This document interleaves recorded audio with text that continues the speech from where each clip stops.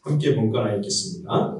하나님의 뜻으로 말미암아 그리스도 예수의 사도된 바울은 에베소에 있는 성도들과 그리스도 예수 안에 있는 신실한 자들에게 편지하노니 하나님 우리 아버지와 주 예수 그리스도로부터 은혜와 평강이 너희에게 있을지어다. 찬송하리로다. 하나님 곧 우리 주 예수 그리스도의 아버지께서 그리스도 안에서 하늘에 속한 모든 신령한 복을 우리에게 주시되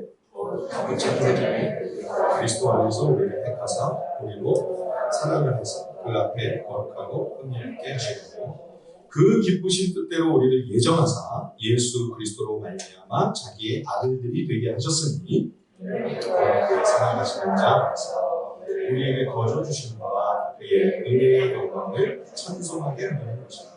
우리는 그리스도 안에서 그의 은혜의 풍성함을 따라 그의 피로 말미암아 속량 곧 죄 사함을 받았느니라. 지금은 정말 우리에게 거치게 하사 그 뜻의 비밀을 우리에게 알리신 것이요 그의 기뻐하심을 따라 그리스도 안에서 때가 찬 경륜을 위하여 예정하신 것이니 하늘에 있는 것이나 땅에 있는 것이 다 그리스도 안에서 통일을 위하여 하십니다.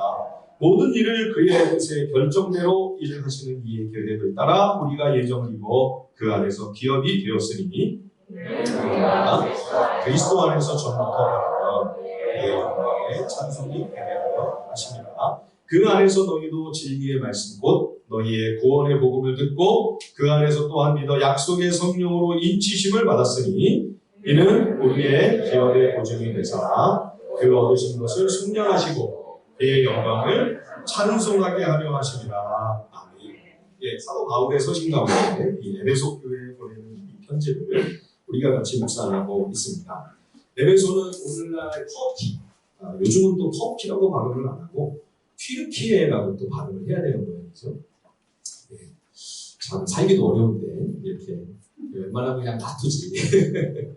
점점 더 이렇게 복잡하고 어려워져서 참 불편합니다.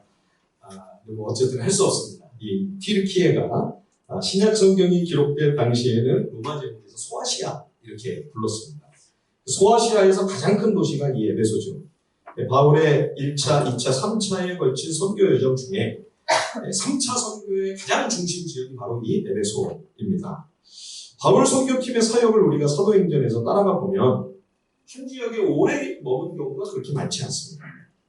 다녀야 할 지역은 너무 넓고 도시는 또 굉장히 많은데 시간과 자원이 한정이 되어 있으니 오랜 기간 한 곳에 길게 머무는 게 쉽지 않았겠죠? 꽤 오래 체류한 예가 고린도 교회 약 1년 반 정도 있었습니다. 그 정도면 비교적 긴 기간을 한 곳에서 머물며 복음을 전하고 말씀을 가르치고 교회를 섬긴 케이스죠. 근데 에베소는 3차 선교 여정을 살펴보면 3년이나 있었습니다. 예, 그러니까 바울의 선교 여정을 통틀어 가장 길게 한 곳에서 계속 오래 머물러 있던 장소가 바로 에베소이죠. 특히 이 에베소에는 두란노 소원이라는 아주 특별한 장소가 있었죠. 아마 고대의 도서관이 아니었겠나. 모여서 학습도 하고 토론도 하고 세미나도 할 수 있는 그런 장소였던 것으로 생각이 됩니다. 여기서 복음을 전할 수 있는 여건이 허락이 됐습니다. 소아시아에 사는 사람들은 다 바울이 전하는 복음을 들었다라고 기록할 정도로 말씀 사역이 아주 활발하게 이루어졌던 곳이 이 에베소입니다. 에베소는 여타 로마 제국의 다른 도시들과 마찬가지로 우상 숭배 문화가 굉장히 성행했습니다. 에베소에서 제일 각광받던 우상은 아르테미 여신, 성경에 보면 아데니 여신 우상 이렇게 나오는데 지금도 그리스에 가면 아테네의 파르테논 신전이 꽤 비교적 잘 보존이 된 상태로 남아있죠. 규모가 대단하죠. 그런데 이 에베소에서 발견된 아르테미 여신 우상 숭배의 그 신전터를 발굴을 해보니까 이 아테네 파르테논 신전보다 규모가 약 4배나 더 큽니다. 그러니까 이 에베소의 우상 숭배 문화, 그와 관련된 산업들이 얼마나 굉장했을까. 예. 그 당시 소아시아에서 성행했던 우상 종교의 세계에서 가장 영적인 중심이 바로 에베소였던 거죠. 그런데 바울과 그 선교팀을 통한 말씀 사역이 얼마나 큰 영향을 미쳤는지 이러한 우상숭배의 문화가 위축이 되고 그와 관련된 모든 산업이 상당히 어려운 공경에 처할 정도로 에베소의 큰 부흥이 이 바울이 복음 전하는 3년 동안 일어나게 됩니다. 많은 사람들이 그 우상숭배와 헛된 주술과 종교와 관련된 그 잘못된 책들을 다 가져와가지고 는 5만이나 되는 어치 그 엄청난 양의 서적들을 다 스스로 불태워버려요. 그런 놀라운 회개와 영적 각성의 사건이 일어나기도 했죠. 그러다가 이제 나중에 이 우상숭배와 관련된 사업을 생업으로 삼던 사람들이 중심이 돼서 폭동이 이제 에베소에서 일어나 엄청난 소요가 도시를 휩쓸게 되죠. 예, 악한 영들이 총반격에 나서며 엄청난 발악을 해야 했을 만큼 그 정도로 에베소에 놀라운 성령의 역사가 있었습니다. 바울이 이제 3차 선교를 마치고 이제 예루살렘으로 가려고 했을 때 모두가 다 바울도 또 여러 성도를 통해서 말씀하는 예언도 예루살렘에 올라가면 이제 매이고 붙들리고 죽게 될지도 모릅니다. 그래서 다 가지 말라고 이제 말리는데 그래도 바울은 내가 죽더라도 올라가야 된다. 그래서 이제 예루살렘으로 떠나게 되면 다시는 이제 바울을 못 볼 수도 있다라고 하는 그런 위기감 때문에 사도행전 20장에 보면 이제 바울과 에베소 교회의 지도자들이 서로 이제 이별을 하면서 통곡과 오열 가운데 정말 작별을 하는 그런 정말 가슴 뭉클한 장면도 우리가 볼 수 있습니다. 그런데 그렇게 예루살렘으로 떠난 바울이 결국 쇠사슬의 메인 몸이 돼서 가이사라에 부금이 되어 있다가 끝내 이제 로마로 호송되어 가죠. 그래서 로마 감옥에 갇히는데 그 로마 감옥에서 이 에베소 성도들을 위하여 보낸 편지가 바로 오늘 우리가 읽는 이 본문 말씀입니다. 자, 그런데 감옥에서 지금 바울이 죄수의 신분으로 성도들에게 보내는 편지인데 놀랍게도 이 편지에 찬송이 가득합니다. 예, 오늘 본문 에베소 1장 1절 2절은 인사말이고요. 이제 3절부터 본론이 시작되는 거죠. 그런데 사연을 적기 시작하는 첫 마디부터 사도 바울은 하나님께 올려드리는 노래로 편지를 시작합니다. 3절을 보십시오. 찬송하리로다. 찬송하리로다. 이 편지가 신약이기 때문에 헬라어로 기록이 되어 있는데요. 만약에 히브리어였다면 아마 할렐루야 이렇게 시작이 됐습니다. 그러면 성도들이 이게 무슨 시편인가 그랬을지도 모르죠. 우리가 이제 시편을 보면 구약 성도들의 찬송가잖아요. 그래서 할렐루야로 시작해서 할렐루야로 끝나죠. 예. 지금 감옥에 갇혀 고생하고 있는 사도 바울이 에베소 성도들에게 쓰는 편지의 첫마디에 우리 함께 하나님 앞에 기뻐하고 감사하며 노래합시다. 할렐루야, 할렐루야 이렇게 서신이 지금 시작되는 거랑 마찬가지죠. 바울은 예루살렘과 가이사라에서 2년을 쇠사슬에 매여 있었어요. 죄수의 몸으로 죄수를 호송하는 배에 역시 묶인 채로 지중해를 건너갔습니다. 그 와중에도 또 바다에 무서운 폭풍이 일어가지고 배가 파손되고 죽을 고비를 넘기면서 힘겹게 겨우겨우 로마에 당도했죠. 그런데 로마에서도 여전히 갇혀있는 죄수의 몸이었습니다. 여러분 지금 뭐가 좋다고 할렐루야입니까? 예, 할렐루야. 그러면 그래도 뭔가 좀 기뻐하고 감사할 만한 축하하고 같이 즐거워할 만한 일이 있을 때 할렐루야 이렇게 인사가 좀 나와야 어울릴 것 같은데 지금 2년이 넘게 갇혀있고 교회는 계속해서 근심하고 걱정하고 염려하며 기도하고 있는데 거기다 대고 우리 주님을 기뻐하며 노래합시다. 이게 과연 앞뒤가 맞는 인사일까요? 그런데 여러분 바로 이런 상황에서도 할렐루야 하나님을 찬미합시다. 이렇게 할 수 있는 것이 우리 기독교입니다. 어떤 절망적으로 보이는 그런 상황에서도 노래할 수 있는 것, 희망을 노래할 수 있고 소망 가운데 하나님을 찬양하며 감사할 수 있는 것.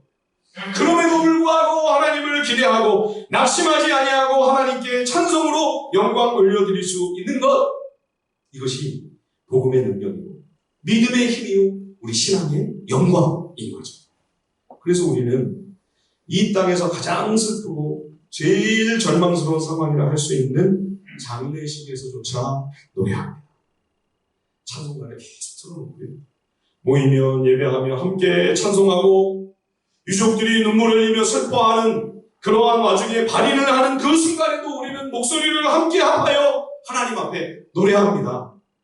해보다 더 맑은 저 천국 믿음만 가지고 가겠네.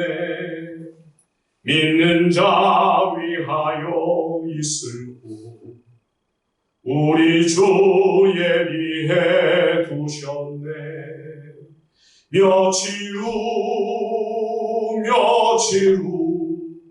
요단강 건너가 만나리.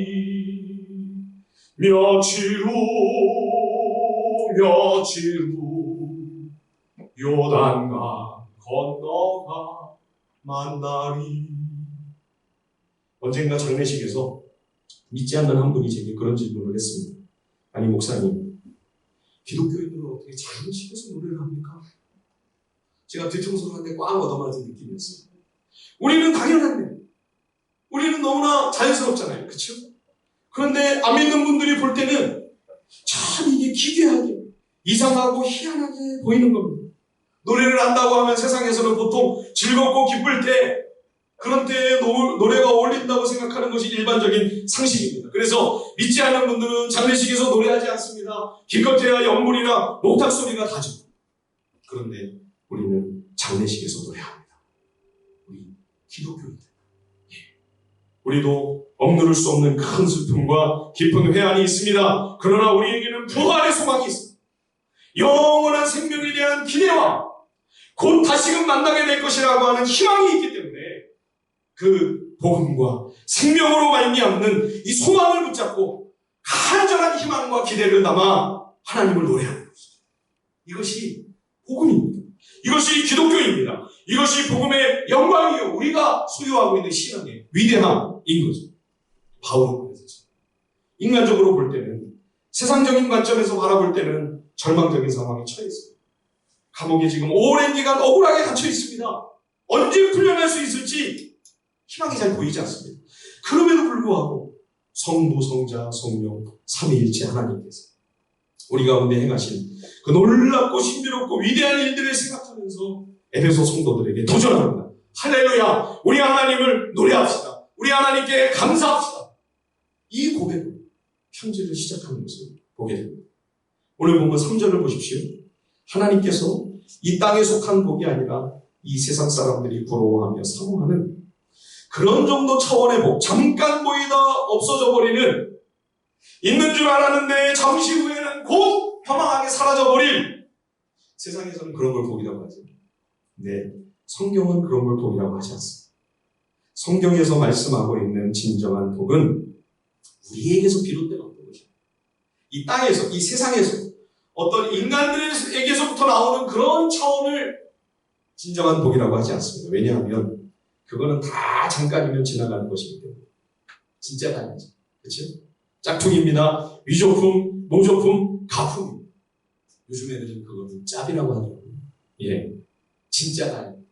가짜입니다. 그런 가짜가 아닌 여러분 진짜 복을 희구하고 사모하는 그런 우리 성도들이 되시기를 바랍니다. 자, 그런데 하늘에 속한 복, 하나님께서 하늘로부터 부어주시는 영원히 없어지지 아니하고 결코 사라지지 않으며 영원 무궁토록 변함없는 참 복은 그럼 과연 무엇인가? 오늘 말씀에서 크게 세 가지로 요약을 해볼 수 있습니다. 첫째는 성부 하나님의 선택, 예정이라고 할 수 있겠죠. 두 번째는 성자 예수 그리스도 안에서의 통일, 이것은 완전한 회복과 치유라고 할 수 있습니다. 그리고 세 번째는 성령 하나님의 보증, 성령의 인치심이다. 보통 그렇게 얘기하죠. 오늘은 아마 시간이 다 안 돼서 한 반 정도, 절반 정도만 얘기를 나누고 나머지는 또 다음 주일에 우리가 좀 더 나눠야 될 것 같습니다. 먼저 성부 하나님 아버지께서 그리스도의 교회와 성도들을 위해 행하신 일이 무엇인가? 그것은 아버지께서 우리를 하나님의 백성으로 선택해 주신 은혜입니다. 자, 우리 에베소 1장 4절, 에베소서 1장 4절 말씀을 다시 한번 다 같이 한번 읽어볼까요? 한 목소리로. 1장 4절입니다. 시작. 곧 장세 전에 그리스도 안에서 우리를 택하사 우리로 사랑 안에서 그 앞에 거룩하고 흠이 없게 아십니다. 예, 여기 창세전이라는 것은 이 세상이 만들어지기도 전 하나님께서 온 땅과 하늘과 우주와 이 지구를 창조하시기 전부터 먼저 우리를 하나님의 자녀로 구별해 놓으시고 우리를 하나님께서 하나님의 백성으로서만 영원토록 기쁨과 생명을 누리시려고 하시는 그 계획을 먼저 하나님이 세워놓으셨다. 이 세상이 있기도 전에. 예. 그러면 여러분, 이 세상은 누구를 위해 창조된 것입니까? 누구를 위해 하나님께서 땅과 하늘과 온 우주를 하나님께서 지으신 것이죠? 우리를 위해서. 예. 나를 위해서. 안 믿겨지세요? 자신이 없으세요? 예. 과학자들이요. 이 광활한 우주 가운데 이렇게 지구처럼 생명체가 존재할 수 있는 이 최적의 모든 조건과 상황과 여건이 마련될 수 있는 확률을 얼마나 계산하는지 혹시 아세요? 확률이 어느 정도 되실 것 같으세요? 예. 과학자들이 계산해 보니까요. 10의 33승분의 1이랍니다. 1에다가 공을 33개 붙이면 어떻게 읽어야 되죠? 이거를? 예, 저는 한 6개만 넘어가도 잘 계산해야 됩니다. 한 12개쯤 붙이면 좋은가요? 예, 공 12개 붙이면? 예. 그런데 1에다가 공을 33개 붙인 것에 분지 1. 그러니까 바꿔 말하면 그 정도 많은 별들이 이 온 우주에 있는데 그 엄청나게 많은 수의 별들 가운데 우리가 이렇게 살아가기에 최적의 최상의 딱 맞는 상황과 조건과 여건이 마련되어 있는 별은 오직 지구 하나뿐이다. 예. 하나님, 우리를 위하여 나를 위하여 창조하신 것입니다. 그리고 이 세상을 이렇게 아름답고 경이롭게 지으시기 전부터 먼저 우리의 존재, 나라고 하는 생명, 내 인생이 하나님의 가슴 속에 먼저 벌써 깊이 이미 자리 잡고 있었음을 말씀하고 있습니다. 이 모든 땅과 우주를 지으시기 전부터 하나님이 나를 아시고 나를 향한 하나님의 영원한 계획을 품고 계셨다는 것이죠. 우리 한 사람 한 사람, 한 영혼 한 영혼, 한 생명 한 생명을 향한 하나님의 그 깊고 세밀한 뜻이 있으셔서 그래서 나를 이 땅에 보내주셨어요. 지금까지 이렇게 호흡하며 살도록 하나님이 은혜를 베풀고 계시는 것입니다. 그러니 여러분, 어느 누구 한 사람도 실수로 이 땅에 잘못 태어난 사람 단 한 명도 없습니다. 혹시 여러분 우리 가운데 나는 잘못 온 것 같아요, 실수로 나왔나 봐, 이런 분 혹시 계세요? 아닙니다, 여러분. 부모님은 혹시 실수하셨을지라도 하나님은 실수가 없으십니다. 하나님의 사전에 실수가 어디 있습니까? 하나님의 계획 가운데 소중하고 가치 있는 인생, 하나님께서 이 땅에 허락하신 것입니다. 내가 아니면 안 되는 일이 있어서, 내가 꼭 필요하기 때문에 하나님께서 나를 통해 반드시 이루셔야 할 그 일이 있어 하나님이 그 사명을 가지고 이 땅 가운데, 이 대한민국, 오늘 여기에 살도록 하나님이 우리의 인생을 허락해 주시고 계신 것이죠. 그래서 여러분, 내 삶은 너무나 소중합니다. 남들이 볼 때는 뭐 보잘것없고 주목할 만한 것도 없고 뭐 그렇게 시시하고, 그래도 여러분, 하나님께서 보실 때는 그렇지 않습니다. 가장 하나님이 귀하게 가치 있게 소중하게 여기십니다. 오죽하면 하나님의 그 귀한 아들 희생하시기까지 하셨어요. 그렇죠? 여러분, 우리의 인생을 귀하게 여기십시오. 내 삶을 가치 있고 귀하게 보배롭고 소중하게 여기시기를 바랍니다. 내가 가치 있어서 하나님이 나를 그렇게 귀하게 여기고 계시기 때문입니다. 그래서 여기 4절을 다시 보시면요, 사랑 안에서 그 앞에 거룩하고 흠이 없게 하시고, 하나님이 우리를 하나님과 방불한 존재로 세워가시겠다고 하는 하나님의 계획을 말씀하시는 거예요. 흠이 없고 완전하고 그 거룩함과 고상함과 위대함이 거의 하나님과 견줄만 하여 하나님이 영원토록 나와 함께 교제를 나누고 사랑을 나눌 만한 그런 정도의 대단한 차원으로 우리를 창조하셨고, 거기까지 우리를, 그 수준까지 우리를 빚어가시겠다, 만들어가시고 세워가시겠다. 그게 우리를 향한 하나님의 창조와 구원의 계획이라는 겁니다. 그래서요, 만드실 때부터 우리를 로봇으로 만들지 않으셨어요. 그렇죠? 하나님이 말씀하시면 무조건 거부를 못하고 무조건 수용할 수밖에 없는 그런 로봇으로 우리를 만들지 않으시고 우리에게 자유를 주셔서 심지어 우리가 하나님 뜻에 불순종도 할 수 있고 하나님의 뜻에 거부도 할 수 있고 그렇죠? 감히 창조주 하나님을 거역하는 것까지도 가능한 그런 존재로 하나님이 우리를 창조하십니다.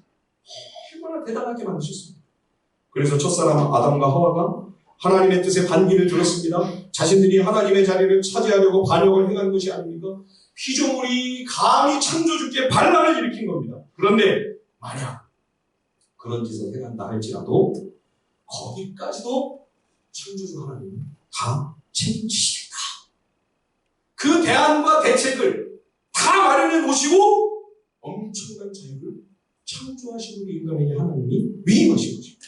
인간이 타락하고 범죄하여 망가질지라도 어떻게 해서든지 하나님은 당신의 살아가시는 존재를 결코 포기하지 않으시고 끝까지 회복시켜서 창조 이전부터 품고 계셨던 우리를 향한 나를 향한 하나님의 그 복되고 영광스러운 계획을 반드시 이루시고야 하십니다.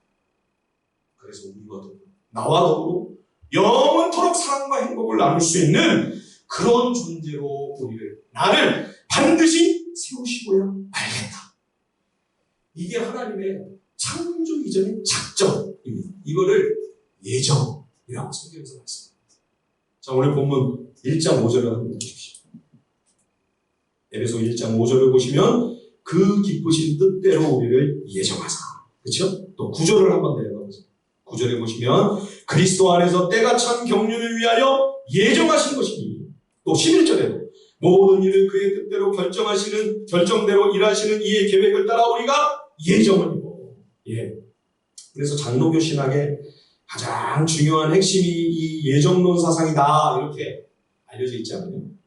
근데 여러분 이 예정론을 운명론과 자꾸 헷갈리시는 분들이 계십니다.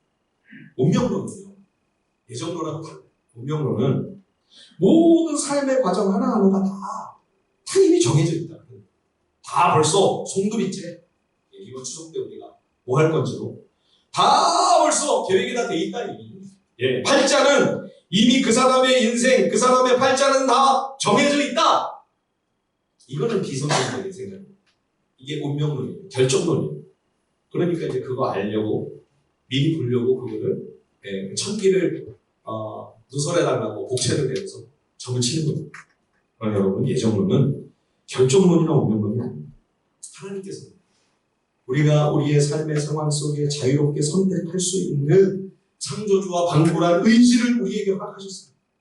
그래서 여러분 우리는 다양한 선택을 할 수 있습니다. 서울로 가야 되느냐 부산으로 가야 되느냐 여러분 점을 쳐서 물을 필요가 없습니다. 제비뽑아 결정하지 않습니다. 우리는 하나님이 주신 이성과 지각을 사용해서 생각합니다. 고민합니다. 여러 가지 상황을 살펴보며 판단합니다. 그리고 또 하나님께서 무엇을 더 기뻐하실까 말씀 가운데 우리가 하나님의 뜻을 살피면 결국은 우리 스스로 결정하고 판단하고 선택하는 것이죠.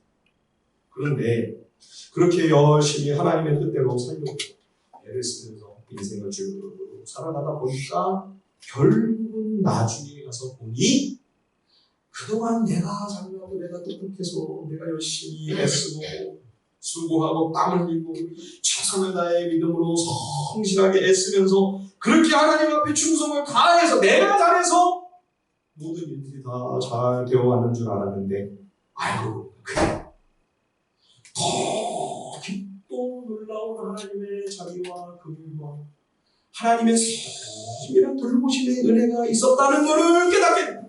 예. 그래서 그러한 하나님의 놀라운 은혜에 비하면 나의 노력, 나의 땀, 나의 눈물, 나의 믿음, 나의 모든 수고와 지혜는 아무것도 아니구나. 세만의 피도 안 되는 거구나. 하나님의 그 큰 계획, 그 지혜로운 섭리, 하나님의 그 큰 그림이 다 있으셨고 하나님이 그 선택의 기고와 모든 와중에 인생의 구비구비 속에서 하나님이 도우셨고 하나님이 우리를 긍휼히 여겨서 붙들어 주셨군요. 내가 한 줄 알았다. 주님이 하셨습니다. 저는 그저 무익한 종으로서 해야 할 일을 하는 뿐입니다. 주님이 영광 받으셔야 돼요. 여러분, 이게 예정론이에요. 칼빈의 기독교 강요를 보면 하나님의 예정과 선택에 관한 챕터가요, 구원론에서 맨 처음에 나오지 않습니다. 이상하지 않습니까? 아니, 하나님의 구원은 하나님의 선택과, 창조 이전의 선택과 예정으로부터 시작되는데, 하나님의 작정으로부터 시작된 건데, 그러면 거기서부터 얘기해야 되죠. 거기서부터 얘기하자. 구원의 모든 전 하나님의 일하심을 쭉 다 설명한 다음에 맨 끝에 가서, 맨 나중에 가서 예정과 선택에 관한 내용이 나옵니다. 나중에 가서야 우리가 알 수 있다. 그치? 삶의 과정 속에서는 하나님 앞에서 부지런히 올바른 판단을 하기 위해 노력하며 애쓰는 것들입니다. 우리가 선택하고 우리가 결정하는 거예요. 그렇죠? 그 자유가 우리에게 주어집니다. 그러나 마지막에 가서 내가 다 잘하고 내가 다 훌륭해서 내가 이런 것이 아니라 이게 다 하나님의 은혜입니다 라고 하나님께 영광 돌리며 하나님의 은혜에 감격할 수밖에 없는 거예요. 예. 그래서 여러분, 예정과 선택을 운명론이나 결정론과 헷갈리지 마십시오. 하나님께서는 우리에게 선택의 특권을 주셨어요. 이게 얼마나 대단한 자유입니까? 얼마나 영예스럽고 영광스럽고 보배로운 특권입니까? 우리 인간밖에는 못하는 거예요. 예. 영혼이 없는 동물들은 할 수 없습니다. 예. 그래서 우리가 하나님 앞에 어떤 판단과 선택과 결정을 해야 되는가 굉장히 중요합니다. 그리고 우리가 하나님 앞에서 거기서 잘하면 하나님이 거기에 대한 큰 상을 주십니다. 그렇죠? 그래서 그 소중한 권한을 우리가 하나님 앞에서 귀하게 잘 설명해야 됩니다. 예. 이게 좋은 시간입니다.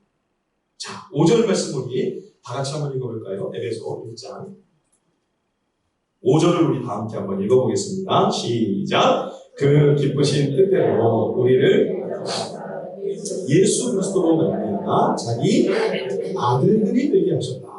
예. 근데 여기 지금 자기 아들들이 되게 하셨다, 이 부분이 원문에는 그냥 아들이 아니고요, 양자라고 되어 있습니다.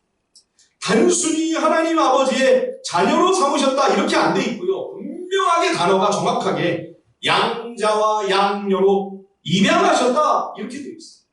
바울 서신에서 하나님이 택하신 당신의 백성을 당신의 자녀로 삼으신다 할 때는 항상 당신의 양자와 양녀로 입양했다는 단어를 꼭 집어서 바울이 사용하고 있는 것을 보입니다. 그래서 영어 성경에도 명확하게 입양이라고 하는 단어가 나옵니다.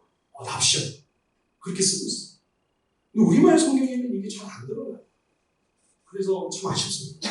갈라디아서 4장 5절에도 보면 율법 아래 있는 자들을 속량하시고 우리로 아들의 명분을 얻게 하려 하십니다.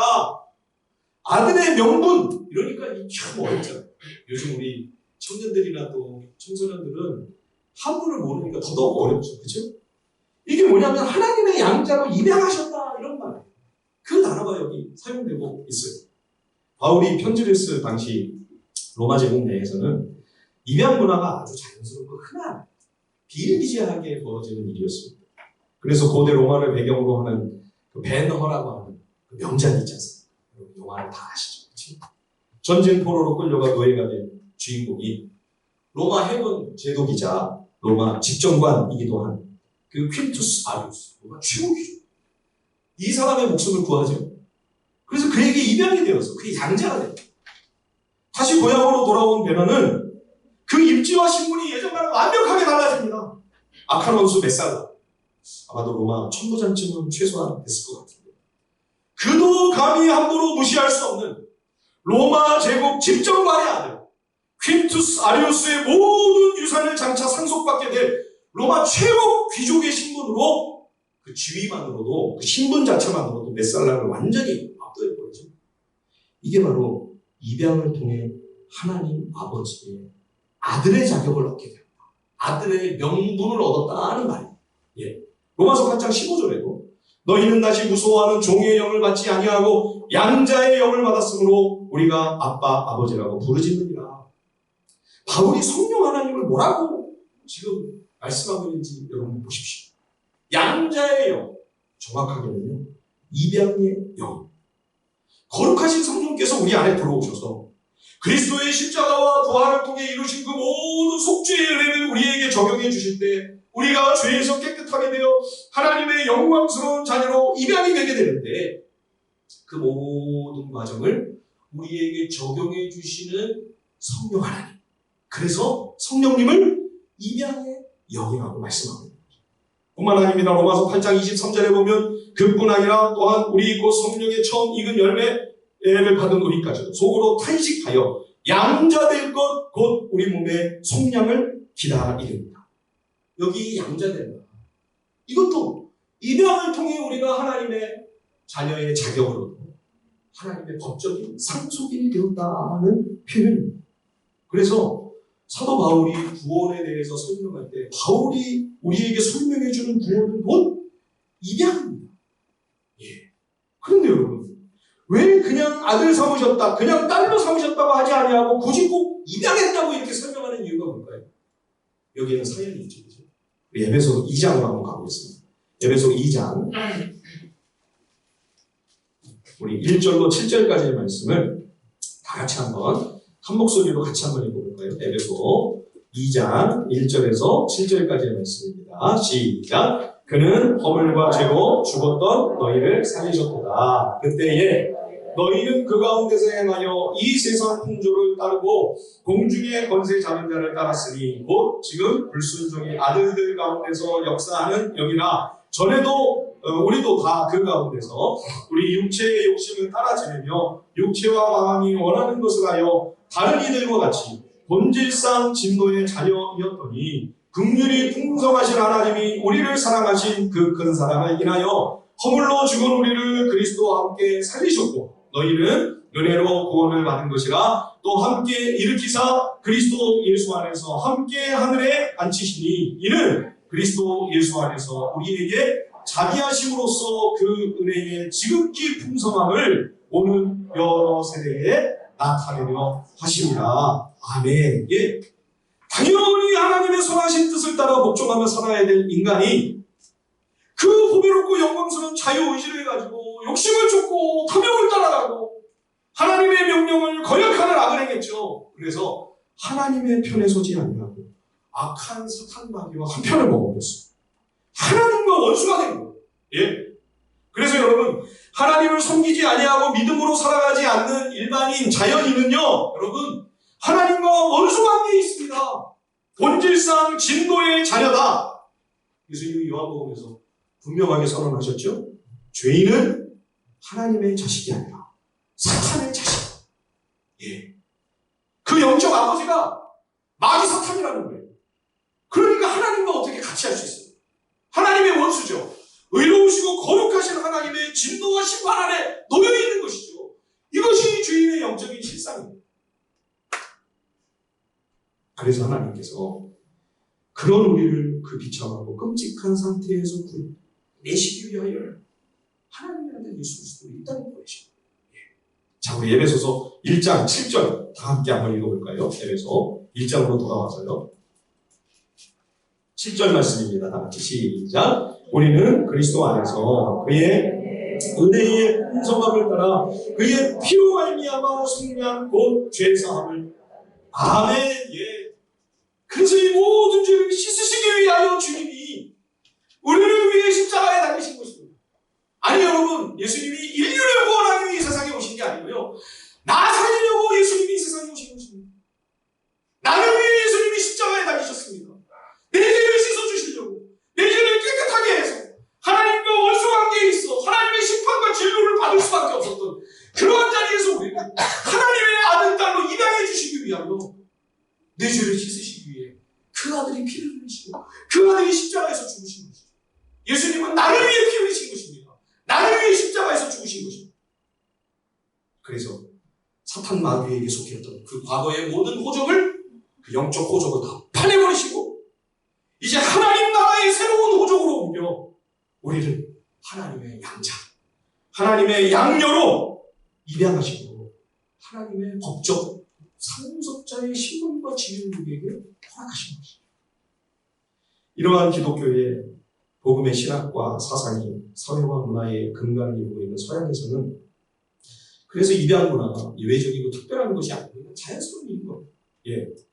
예전에 합신에서 조직신학을 가르치셨던 김재성 교수님이 책부 시간에 유학을 말씀하시다가 유학 생활 중에 경험하셨어요. 1980년대 유학을 하신 분이신데 유학을 하시면서 경험했던 그 이야기를 들려주신 그 경험담이 아주 인상 깊이 제 마음에 남아있습니다. 시카고에서 유학을 하셨는데 한 번은 이제 미국의 큰 명절에 온 도시에 이제 축제가 벌어져요. 시내에서 퍼레이드를 한다고 해가지고 그 미국의 그 가장 행렬이 아주 불만하지 않습니다. 그래서 구경하러 가자. 그래서 이제 구경하러 나갔는데 근데 보니까 꽤 많은 한국 아이들, 검은 머리의 한국 어린 아이들이 한복을 입고, 예, 언뜻 보기에도 눈에 탁 띄는 그 색동저고리를 다들 차려입고 가족과 함께 막 가더래요. 아니 시카고에 이렇게 교포들이 많아. 왜 이렇게 한국 사람 만나기가 힘들었지? 깜짝 놀라서 자세히 보니까 그 부모들이 한국 사람이 아니야. 부모들은 다 미국 사람인데 한국의 어린 아이를 입양을 해가지고 가족이 된 거예요. 네. 그래서 지금 비록 내 사랑하는 아들, 딸이지만 그래도 이 아이가 태어난 그 나라의 그 문화와 전통을 얘네들이 알아야 되지 않겠나. 그래서 일부러 더피크 한번 구했는지 그거를 구해다가 얘들을 입혀가지고 활짝 웃으면서 손을 잡고 같이 걸어가고 있는데 그런 가정이 한두 가정이야. 굉장히 그 무리가 크더라고. 그래서 너무 놀랐다. 우리가 볼 때는 신기하고 특별한 일이죠. 그러나 기독교 사상이 깊이 뿌리 내리고 있는 곳에서는 자연스러운 일입니다. 예. 구원을 얻은 우리 하나님의 자녀들은 엄밀하게 말하면 하나님의 그냥 아들이 아니고 양자입니다. 그냥 딸이 아니고 양녀입니다. 우리가 다 영적인 하나님의 입양 자녀들인 셈이죠. 이렇게 하나님께서 그리스도 안에서 우리를 당신의 자녀로 삼아주신 성부 하나님의 이 창조 이전의 선택과 예정. 이게 오늘 첫 번째로 하나님이 말씀하신 하늘로부터 부어주시는 하늘에 속한 신령한 복, 진정한 복, 참되고 영원한 복입니다. 두 번째는요. 자, 에베소 1장 9절 10절을 같이 한번 읽어볼까요? 에베소 1장 9절과 10절을 우리 다 함께 같이 한번 읽어보겠습니다. 시작. 그 뜻의 비밀을 우리에게 그리스도 안에서 내가 천 경륜을 위하여 예정하신 것이니 하늘에 있는 것이나 땅에 있는 것이 다 그리스도 안에서 통일되게 하려 하심이라. 에베소서에 하나님의 비밀이 여러 가지로 나오죠. 첫 번째 말씀하시는 하나님의 비밀은 뭐냐? 장차 그리스도 안에서 만유를 통일하실 것이다. 이게 하나님의 에베소서에서 말씀한 첫 번째 비밀. 통일이 된다는 것은 조화롭게 된다. 모든 것이 완전한 균형에 이르도록 깨어지고 부서지고 일그러진 모든 세상을 다시 완벽하게 회복하신다. 이런 뜻입니다. 죄로 말미암아 세상의 균형과 조화가 다 깨졌습니다. 분쟁과 분열의 상태에 이르렀죠. 지금 이 세상의 모든 문제의 근원적인 본질은 죄입니다. 아담과 하와가 하나님이 주신 자유의지를 가지고 사탄의 꼬임에 빠져서 하나님을 반역했을 때 죄가 세상에 들어와 마치 이번 폭우와 태풍으로 막 도시에 그냥 흙탕물이 가득 깨버리잖아요. 그렇죠? 그것처럼 이 세상의 죄악이 가득 차게 되었습니다. 그 결과 관계가 다 깨지는 파괴가 됩니다. 나와 하나님과의 관계가 깨져서 내가 하나님의 원수가 돼. 본질상 진도의 자녀로 심판과 저주를 받을 수밖에 없는 존재가 되고 말았잖아요. 그러면서 우리와 하나님과의 관계만 아니고 인간이 내 자신과의 관계를 깨지게 돼요. 죄를 범하고 나니까 죄인들이 제일 먼저 에덴 동산에서 아담과 하와가 제일 먼저 죄를 범하고 나서 한 일이 뭐죠? 몸을 가리는 거예요. 그죠? 그 전에는 창조주 하나님이 빚어주신 자신의 모습을 아름답게 여기며 만족하고 감사할 수 있었어요. 부끄러움이 없었어요. 그래서 수치스러운 것이 없었어요. 죄가 들어옵니다. 이제는 자기가 스스로를 받아들일 수가 없어요. 죄책감과 수치심과 열등감의 치를 떨며 불만 불평이 가득하게 됩니다. 제일 가깝던 부부관계에도 금이 가겠습니다. 이는 내 뼈 중에 뼈요 살 중에 살이라 그랬는데 하나님이 아담을 막 추궁하시니까 아담이 책임을 안 해야겠다고. 죄로 인하여 하나님이 지으신 최초의 공동체 가정이 무너지기 시작합니다.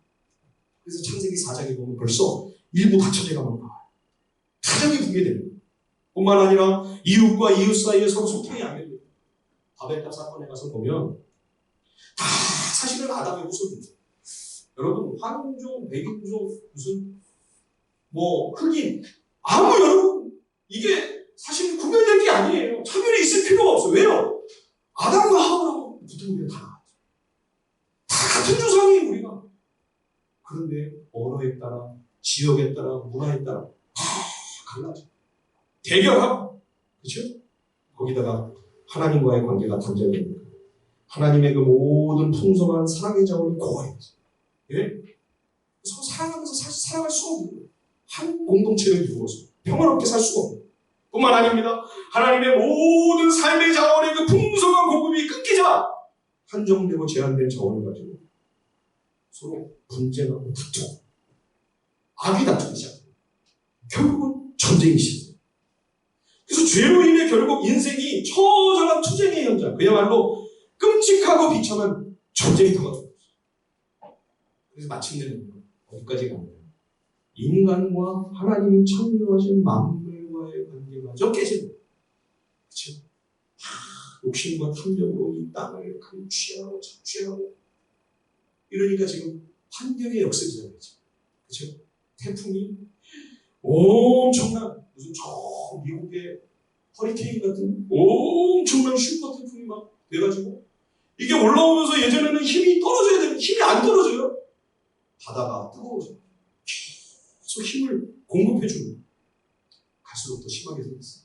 큰일 났어요. 전도서 1장 15절에 보면 솔로몬이 그 지혜로, 그 현명한 지혜로, 그 총명으로 죄로 말미암아 균형과 조화가 깨어진 이 세상을 바라보며 이렇게 탄식을 했습니다. 구부러진 것을 곧게 할 수 없고 이지러진 것을 셀 수 없다. 다 비틀리고 망가지고 이 하나님이 완전하게 아름답게 지으신 그 시스템이 다 파괴가 되는데 이것을 어디서부터 어떻게 고치고 수리해야 되는지 감이 잡히지 않아요. 최고의 지혜자는 구부러진 것을 곧게 할 수 없고 이지러진 것을 셀 수 없다. 네. 그런데 이제 하나님께서 예수 그리스도를 통하여 하나하나 이 모든 것을 다시금 회복시키시고 치료하셔서 하나됨과 일치와 균형과 조화를 이루어 가시겠다 하는 겁니다. 그리스도 안에서 모든 것을 다시 화해와 평화에 이르도록 하시겠다는 것입니다.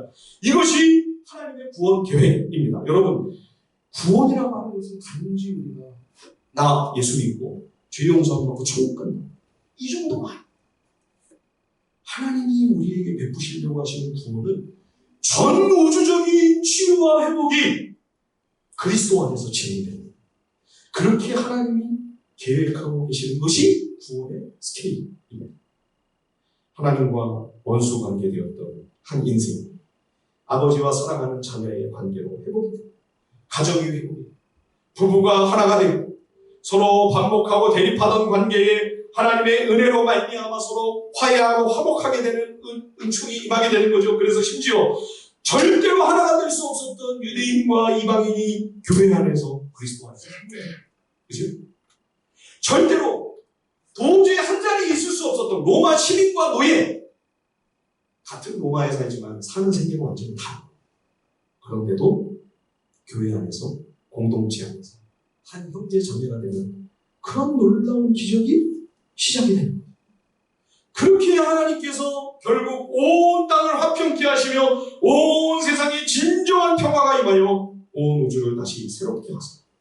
그리스도 안에서 온전한 하나됨과 연합의 공동체, 사랑의 공동체를 이루게 하시는 것, 그것이 하나님 나라의 완성을 통하여 하나님이 이룩하실 구원의 계획인 거죠. 이게 두 번째로 오늘 말씀합니다. 하나님이 영원토록 우리에게 진정한 복으로 복 주시는 하나님의 계획과 작전이다 라고 말씀하고 있는 거예요. 얼마 전에 우리 김선호 장로님이 금요 심야 말씀을 증거하시면서 평양의대에서 교수로 귀한 사명을 감당하고 있는 윤상의 교수님이라는 소개를 해주셨죠. 또 이분이 최근에 저술한 사랑으로 길을 내다 두란노에서 나온 책입니다. 제가 올해 지금까지 읽었던 책 중에서는 가장 감명 깊게 읽었던 책입니다.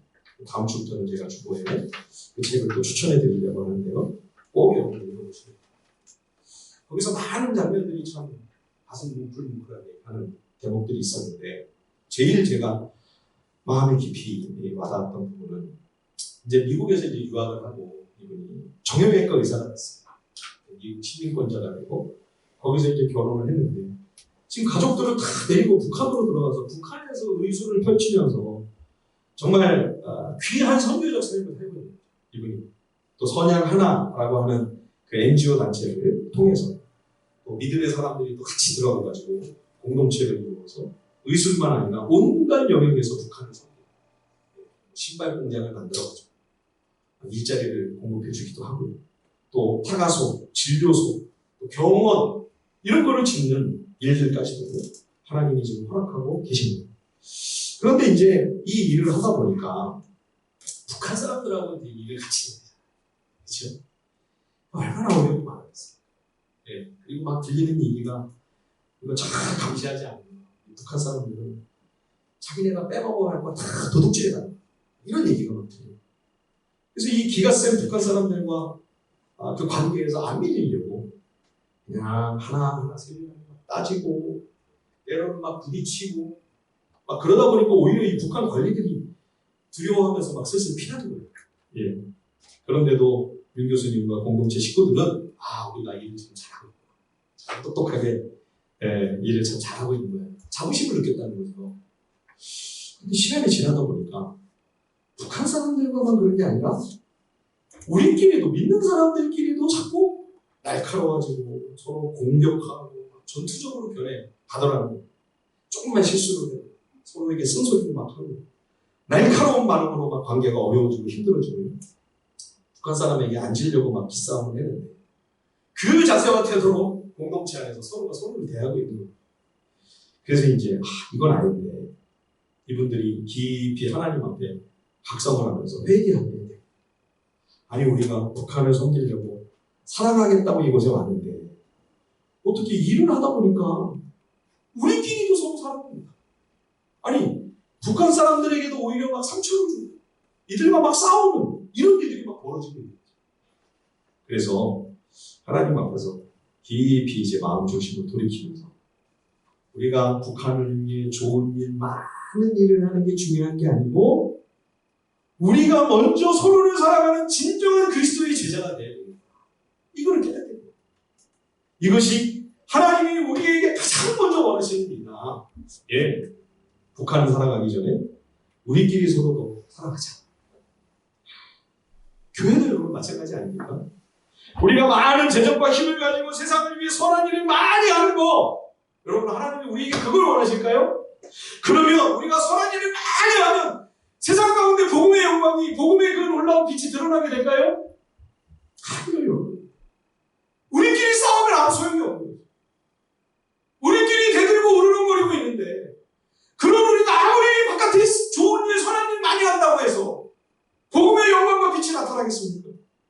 여러분 우리가 서로를 사랑하고 우리끼리 아끼고 우리끼리 서로 귀히 여기고 우리가 서로를 소중한 존재로 생각할 때 여러분 거기서 복음의 영광 하나님의 사랑이 온 땅 가운데 나타납니다.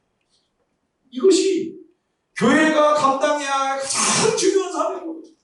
예? 어떤 일보다도 윤 교수님과 공동체 식구들이 회개하고 다시 새로운 마음을 가지고 우리 서로를 사랑하며 북한을 섬기자. 그랬더니 정말 그 사랑의 온기가 북한 사람들에게까지 전해진 거예요.